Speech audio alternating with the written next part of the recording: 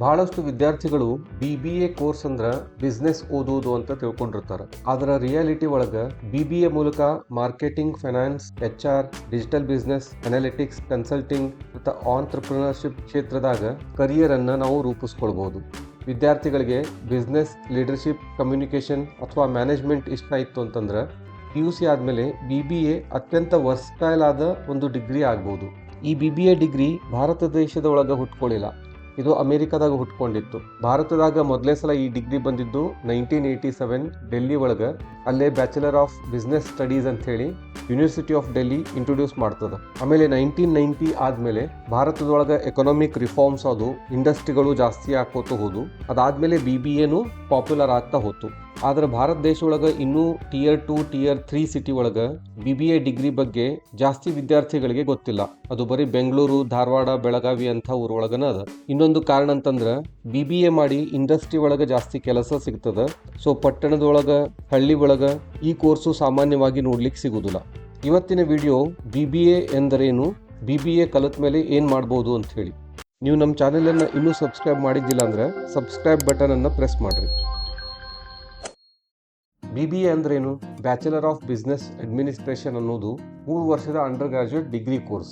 ಇದು ವ್ಯವಹಾರ ಮತ್ತು ಸಂಸ್ಥೆಗಳು, ಬಿಸ್ನೆಸ್ ಆಮೇಲೆ ಆರ್ಗನೈಸೇಷನ್ಸ್ ಹೆಂಗೆ ಕಾರ್ಯನಿರ್ವಹಿಸ್ತಾವ ಅನ್ನೋದನ್ನ ವಿದ್ಯಾರ್ಥಿಗಳಿಗೆ ಕಲಿಸ್ಕೊಡ್ತದೆ. ಸ್ಟೂಡೆಂಟ್ಸು ಈ ಕೆಳಗಿನ ವಿಷಯಗಳನ್ನ ಕಲಿತಾರ: principles of management, marketing, accounting and finance, human resource management, business communication, economics, business law, operations management ಇಂಥವೆಲ್ಲ.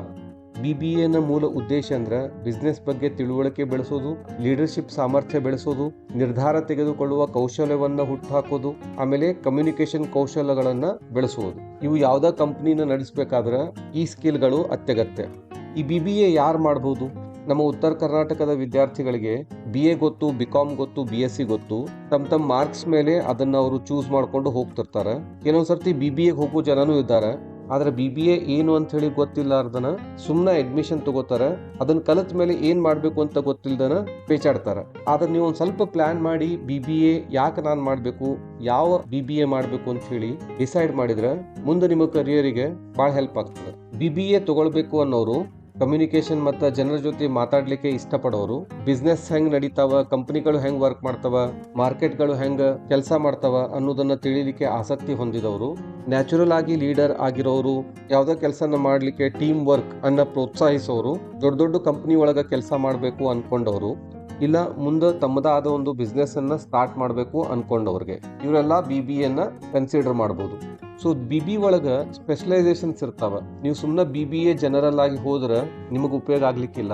ಸಾಮಾನ್ಯವಾಗಿ ಸಿಗೋ ಸ್ಪೆಷಲೈಸೇಷನ್ ಅಂದ್ರೆ BBA in marketing, finance, human resource management, international business, entrepreneurship, business analytics, digital marketing, tourism and hospitality. ಈ ಸ್ಪೆಷಲೈಸೇಷನ್ಸು ಸ್ಟೂಡೆಂಟ್ಸ್ಗೆ ತಮ್ಮ ಆಸಕ್ತಿಗೆ ತಕ್ಕಂಗ ಬಿಸ್ನೆಸ್ನ ಒಂದು specific field ಮೇಲೆ ಫೋಕಸ್ ಮಾಡಲಿಕ್ಕೆ ಎಕ್ಸ್ಪರ್ಟ್ ಅನ್ನು ಮಾಡ್ತಾವ.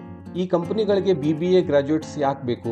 ಯಾಕಂದ್ರೆ ಕಂಪನಿ ಒಳಗ ಟೀಮ್ ಮ್ಯಾನೇಜ್ಮೆಂಟ್ ಬೇಕಾಗ್ತದ, ಕಸ್ಟಮರ್ ಮತ್ತು ಮಾರ್ಕೆಟ್ಗಳನ್ನ ಅರ್ಥ ಮಾಡ್ಕೊಳ್ಳೋರು ಬೇಕಾಗ್ತಾರ, ಬಿಸ್ನೆಸ್ ಡೇಟಾ ವಿಶ್ಲೇಷಣೆ ಮಾಡೋರು ಬೇಕಾಗ್ತಾರ, ಡೇಟಾ ಅನಾಲಿಸಿಸ್, ಬಿಸ್ನೆಸ್ ಆಪರೇಷನ್ ಅನ್ನ ಕೋಆರ್ಡಿನೇಟ್ ಮಾಡೋರು ಬೇಕಾಗ್ತಾರ, ಬಿಸ್ನೆಸ್ ಸ್ಟ್ರಾಟಜಿನ ಡಿಸೈನ್ ಮಾಡೋರು ಬೇಕಾಗಿರ್ತಾರ. ಸೊ BBA ಮ್ಯಾನೇಜ್ಮೆಂಟ್ ಥಿಂಕಿಂಗ್ ಮತ್ತು ಆರ್ಗನೈಸೇಷನಲ್ ಸ್ಕಿಲ್ಸ್ ಅನ್ನ ಸ್ಟೂಡೆಂಟ್ಸ್ ಒಳಗ ಡೆವಲಪ್ ಮಾಡ್ತದ.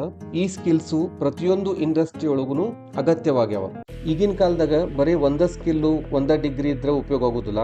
ನೀವೇನ್ ಕಲಿತಿರ್ತೀರಿ ಅದರ ಜೊತೆ ಇನ್ನೂ ಕೆಲವೊಂದು ವಿಷಯಗಳನ್ನ ಕಲ್ತ್ಕೊಂಡು ಆ ಕಾಂಬಿನೇಷನ್ ಮೇಲೆ ಜಾಸ್ತಿ ಕೇಪೇಬಲ್ ಆಗಿ ಹೈಲಿ ಸ್ಕಿಲ್ಡ್ ಹುದ್ದೆಗಳಿಗೆ ನೀವು ಅಪ್ಲೈ ಮಾಡಬಹುದು. ಉದಾಹರಣೆಗೆ ನೀವು BBA ಮಾಡ್ಬೇಕಾದ್ರೆ ಕಮ್ಯುನಿಕೇಷನ್ ಮತ್ತು ಪ್ರೆಸೆಂಟೇಷನ್ ಕೌಶಲ್ಯಗಳನ್ನ ಬೆಳೆಸ್ಕೋಬೇಕು, Excel sheet, Microsoft Office, data analysis ಅನ್ನ ಕಲಿಬೇಕು, digital marketing, business writing, public speaking ಇವನ್ನೆಲ್ಲ ಕಲಿಬೇಕು. ಅದಲ್ದನ ಇಂಟರ್ನ್ ಆಗಿ ಬೇರೆ ಬೇರೆ ಕಂಪನಿಗಳಲ್ಲಿ ನೀವು ಕೆಲಸ ಮಾಡಿದ್ರೆ ಆ ಎಕ್ಸ್ಪೀರಿಯನ್ಸ್ ನಿಮಗೆ ಜಾಸ್ತಿ ಕೌಂಟ್ ಆಗ್ತದೆ. ಸೊ ಇವೆಲ್ಲ ಸ್ಕಿಲ್ ಇದ್ದು ನಿಮ್ಗೆ BBA ಡಿಗ್ರಿ ಇತ್ತು ಅಂತಂದ್ರೆ ಡೈರೆಕ್ಟ್ ಇಂಡಸ್ಟ್ರಿ ಒಳಗೆ ನೀವು ಕೆಲಸ ಪಡಿಬಹುದು. ಇನ್ನೂ ಜಾಸ್ತಿ ಸ್ಕಿಲ್ಫುಲ್ ಆಗಿ ನಿಮ್ಮ ಮಾರ್ಕೆಟ್ ವ್ಯಾಲ್ಯೂ ಜಾಸ್ತಿ ಮಾಡಬೇಕು ಅಂತಂದ್ರೆ ನೀವು ಮಾಸ್ಟರ್ಸ್ ಡಿಗ್ರಿಯನ್ನ ಮಾಡ್ಬೋದು. ಬರೀ BBA ಆದಮೇಲೆ ನೀವು ಯಾವ ಕೆಲಸಕ್ಕೆ ಜಾಯ್ನ್ ಆಗ್ಬೋದು ಅಂದ್ರೆ ಬಿಸ್ನೆಸ್ ಡೆವಲಪ್ಮೆಂಟ್ ಎಕ್ಸಿಕ್ಯೂಟಿವ್ ಅಂತ ಜಾಯ್ನ್ ಆಗ್ಬೋದು, ಮ್ಯಾನೇಜ್ಮೆಂಟ್ ಟ್ರೈನಿ ಅಂತ, ಆಪರೇಷನ್ಸ್ ಎಕ್ಸಿಕ್ಯೂಟಿವ್, ಪ್ರಾಜೆಕ್ಟ್ ಕೋಆರ್ಡಿನೇಟರ್ ಇಂಥವೆಲ್ಲ ಪೋಸ್ಟ್ಗಳು ಕಾರ್ಪೊರೇಟ್ ಮತ್ತು ಬಿಸ್ನೆಸ್ ಕ್ಷೇತ್ರದಾಗ ಇರ್ತಾವ. ನೀವು ಮಾರ್ಕೆಟಿಂಗ್ BBA ಮಾಡಿದ್ರೆ marketing executive, brand manager, digital marketing specialist, social media strategist ಇಂಥವೆಲ್ಲ ಪೋಸ್ಟ್ನಾಗ ಜಾಯ್ನ್ ಆಗ್ಬೋದು. BBA ಫೈನಾನ್ಸ್ ಮಾಡಿದ್ರೆ financial analyst, banking executive, investment advisor, insurance manager ಈ ಪೋಸ್ಟ್ಗಳು ಸಿಗ್ತಾವ. BBA HR ಮಾಡಿದ್ರೆ HR executive, human resource executive, talent acquisition specialist, HR business partner ಇವೆಲ್ಲ ಇರ್ತಾವ. BBA ಅನಾಲಿಟಿಕ್ಸ್ ಅಂಡ್ ಕನ್ಸಲ್ಟಿಂಗ್ ಒಳಗೆ ಮಾಡಿದ್ರೆ ಅನಾಲಿಟಿಕ್ಸ್ ಅಂಡ್ ಕನ್ಸಲ್ಟಿಂಗ್ ಡಿಪಾರ್ಟ್ಮೆಂಟ್ ಒಳಗೆ business analyst, market research analyst, management consultant ಇವೆಲ್ಲ ಪೋಸ್ಟ್ನ ಕೆಲಸ ಮಾಡ್ಬೋದು. ಇಲ್ಲ ನಿಮ್ಗೆ ಜಾಬ್ ಬೇಡ, ನಿಮ್ಮ ಫ್ಯಾಮಿಲಿ ಬಿಸ್ನೆಸ್ ಆಲ್ರೆಡಿ ಒಂದದ ಅಂತಂದ್ರೆ ಅದನ್ನು ಜಾಯ್ನ್ ಆಗಿ ನೀವು ಕೆಲಸ ಮಾಡ್ಬೋದು. ಸ್ವಂತ ಉದ್ಯೋಗ ಮಾಡೋ ಕೆಪಾಬಿಲಿಟಿ ನಿಮಗೆ ಆಲ್ರೆಡಿ ಅದ ಅಂತಂದ್ರೆ ನಿಮ್ಮ ಸ್ವಂತ ಸ್ಟಾರ್ಟ್ಅಪ್ ಅನ್ನು ಪ್ರಾರಂಭಿಸಬಹುದು. ಈಗೀಗ ಸ್ಟಾರ್ಟ್ಅಪ್ ಅದ್ದು ಅಲೆ ಭಾಳದ ಭಾರತ ಒಳಗ ದಿನನಿತ್ಯದ ಬೇರೆ ಬೇರೆ ಪ್ರಾಬ್ಲಮ್ಗಳಿಗೆ ಸೊಲ್ಯೂಷನ್ ಹುಡುಕಿ ಆ ಸೊಲ್ಯೂಷನ್ ಸುತ್ತ ಒಂದು ಬಿಸ್ನೆಸ್ ಕಟ್ಟೋದಕ್ಕೆ ಸ್ಟಾರ್ಟ್ಅಪ್ ಅಂತಾರೆ. ನೀವು BBA ನಂತರ ಹೈಯರ್ ಸ್ಟಡೀಸ್ ಮಾಡ್ತೀರಿ ಅಂತಂದ್ರೆ MBA master of business administration ಇಲ್ಲ PGDM ಮಾಡ್ಬೋದು, post graduate diploma in management. ಸಾಮಾನ್ಯವಾಗಿ IIM ಒಳಗ ಇದು ಸಿಗ್ತದ, ಇಂಡಿಯನ್ ಇನ್ಸ್ಟಿಟ್ಯೂಟ್ ಆಫ್ ಮ್ಯಾನೇಜ್ಮೆಂಟ್. ಆದ್ರೆ ನೀವು ಅದನ್ನ ಜಾಯ್ನ್ ಆಗ್ಬೇಕು ಅಂದ್ರೆ CAT ಎಕ್ಸಾಮ್ಸ್ ಬರೆದು ಜಾಯ್ನ್ ಆಗೋದಿರ್ತದೆ. ಇಲ್ಲ ಮಾಸ್ಟರ್ಸ್ ಇನ್ ಮ್ಯಾನೇಜ್ಮೆಂಟ್ ಮಾಡ್ಬೋದು ಅಥವಾ masters in finance or marketing specialization ತಗೊಂಡು ಮಾಡ್ಬೋದು. ಸಾಮಾನ್ಯವಾಗಿ BBA ಆದಮೇಲೆ ಆರಂಭಿಕ ವೇತನ 3 ರಿಂದ 6 ಲಕ್ಷ ಇರ್ತದೆ. MBA ನಂತರ 8 ರಿಂದ 25 ಲಕ್ಷ ಆಗ್ಬೋದು. ಒಂದು ಸ್ವಲ್ಪ ವರ್ಷ ಎಕ್ಸ್ಪೀರಿಯನ್ಸ್ ಆದಮೇಲೆ ಸೀನಿಯರ್ ಮ್ಯಾನೇಜ್ಮೆಂಟ್ ರೋಲು 30 ಲಕ್ಷಕ್ಕಿಂತ ಜಾಸ್ತಿ ಕೊಡ್ತಾವೆ ವರ್ಷಕ್ಕೆ. ಈ BBA ಆಯ್ಕೆ ಮಾಡ್ಕೋಬೇಕಾದ್ರೆ ವಿದ್ಯಾರ್ಥಿಗಳು ಕೆಲವು ತಪ್ಪುಗಳನ್ನು ಮಾಡ್ತಾರೆ. ಅವರು ಬಿಸ್ನೆಸ್ ಕರಿಯರ್ ಒಳಗೆ ನಿಜವಾಗ್ಲೂ ಏನ್ ನಡೀತಾ ಇರ್ತದೆ ಅಂತ ಹೇಳಿ ಒಂದು ಐಡಿಯಾ ಇಲ್ದನ BBA ಚೂಸ್ ಮಾಡ್ತಾರೆ. ಆಮೇಲೆ ತಮಗೆ ಯಾವ ಸ್ಕಿಲ್ ಸೂಟ್ ಆಗ್ತದ ಅದ್ರ ಬಗ್ಗೆ ಕಲ್ಪನೆ ಇಲ್ದನ ಅವರು ಯಾವುದೋ ಒಂದು specialisation ತಗೊಂಡ್ಬಿಡ್ತಾರೆ.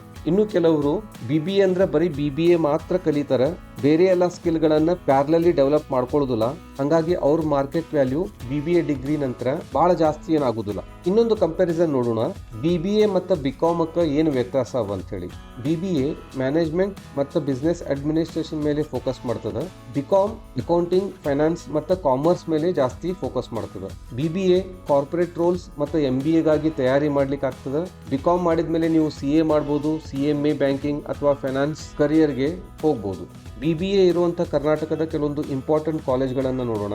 Christ University Bengaluru, Mount Carmel college, Jain university, Presidency college, Kristu Jayanti ಇಂಥವೆಲ್ಲ ಕಾಲೇಜ್ ಒಳಗೆ BBA ಸಾಮಾನ್ಯವಾಗಿ ಸಿಗ್ತದ. ನೀವು ಬೆಂಗಳೂರು, ಮೈಸೂರು, ಮಂಗಳೂರಿಗೆ ಹೋಗುದಿಲ್ಲ, ಉತ್ತರ ಕರ್ನಾಟಕದಾಗ ಇದ್ಕೊಂಡು ಕಲಿತೀರಿ ಅಂತಂದ್ರೆ ಕರ್ನಾಟಕ ಯೂನಿವರ್ಸಿಟಿ ಧಾರವಾಡನಾಗ BBA ಕೋರ್ಸ್ ಸಿಗ್ತದ. KLE ಸೊಸೈಟಿ ಒಳಗೆ BBA ಕಾಲೇಜಸ್ ಅವ. Jain college Belagavi, Gogte college, BBB college ಹಿಂಗ HNH ಕಾಲೇಜ್ ಒಳಗೆ ಈ BBA ಕೋರ್ಸ್ಗಳು ಲಭ್ಯ ಅವ. ಒಂದು ಇಂಪಾರ್ಟೆಂಟ್ ಥಿಂಗ್ ಅಂದ್ರೆ BBA ಒಂದು ಫ್ಲೆಕ್ಸಿಬಲ್ ಬಿಸ್ನೆಸ್ ಡಿಗ್ರಿ. ನೀವು BA, BCom ಅಥವಾ BSc ಮಾಡೋದಕ್ಕಿಂತನೂ ಜಾಸ್ತಿ ಅವಕಾಶಗಳನ್ನ BBA ಕೊಡಬಹುದು, ನಿಮಗೆ ಕಂಪನಿಗಳಲ್ಲೇ ಕೆಲಸ ಮಾಡ್ಲಿಕ್ಕೆ ಇಂಟ್ರೆಸ್ಟ್ ಇದ್ರೆ ಮಾತ್ರ. ಇನ್ನೊಂದು ಇಂಪಾರ್ಟೆಂಟ್ ವಿಷಯ ಅಂತಂದ್ರೆ ನೀವು ಬೈ ಮಿಸ್ಟೇಕ್ BBA ಸ್ಪೆಷಲೈಸೇಷನ್ ಅನ್ನ ತಪ್ಪಾಗಿ ತಗೊಂಡ್ರ ಅಂದ್ರೆ ನಿಮ್ಗೆ ಮಾರ್ಕೆಟಿಂಗ್ ಮಾಡೋದಿರ್ಲಿಲ್ಲ, BBA ಮಾರ್ಕೆಟಿಂಗ್ ತಗೊಂಡ್ರಿ, ಫೈನಾನ್ಸ್ ತಗೊಂಡ್ರಿ, ಅದರ ಅರ್ಥ ನೀವು ಮುಂದೆ ಚೇಂಜ್ ಮಾಡ್ಲಿಕ್ಕೆ ಆಗೋದಿಲ್ಲ ಅಂತಲ್ಲ. ನೀವು BBA ಮಾರ್ಕೆಟಿಂಗ್ ಮಾಡಿದ್ಮೇಲೆನೂ MBA ಇನ್ ಫೈನಾನ್ಸ್ ಮಾಡ್ಬೋದು, ಅನಾಲಿಟಿಕ್ಸ್ ಮಾಡ್ಬೋದು ಅಥವಾ ಬೇರೆ ಬೇರೆ ಸ್ಪೆಷಲೈಸೇಷನ್ ಅನ್ನ ತಗೋಬಹುದು. ಡ್ಯುಯಲ್ ಸ್ಪೆಷಲೈಸೇಷನ್ ಇದ್ರೆ ನಿಮಗೆ ಕೆಲಸ ಸಿಗೋ ಚಾನ್ಸಸ್ಗಳು ಅಷ್ಟ ಜಾಸ್ತಿ ಆಗ್ತಾವ.